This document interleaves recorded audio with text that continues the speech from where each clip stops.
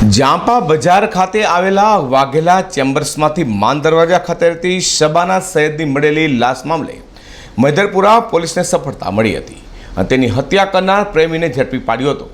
શબાનાએ 1000 રૂપિયા માંગતા પ્રેમી પ્રકાશ દેવી પૂજકે તેનું ગળું દબાવી હત્યા કરી હોવાની કબૂલાત કરી છે.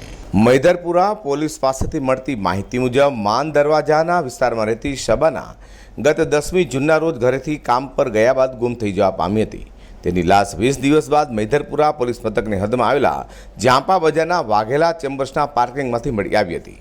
આ ઘટના લઈને પોલીસે સીસીટીવી ફૂટેજ ચેક કરી આરોપીને પકડી પાડવા ચક્રો ગતિમાન કર્યા હતા. દરમિયાન પોલીસે સીસીટીવી કેમેરા ચેક કર્યા. તેમાં એક રિક્ષામાં શબાના અને તેની સાથે યુવક જોવા મળ્યો હતો. મોબાઈલ પોકેટ કોપના આધારે રિક્ષા નંબર જાણી આ યુવક રાંદેરમાં રહેતો હોવાની વિગતો મળી હતી. ત્યારબાદ પોલીસે જહાંગીરપુરા કેનાલ રોડ પર ઝૂંપડપટ્ટીમાં રહેતા પ્રકાશ દેવી પૂજકને ઉંચકી લાવી તેની પૂછપરછ કરી હતી, જેમાં પ્રકાશ પોતે મજૂરી કામ કરતો હતો અને તેની મુલાકાત શબાના સાથે થઈ હતી.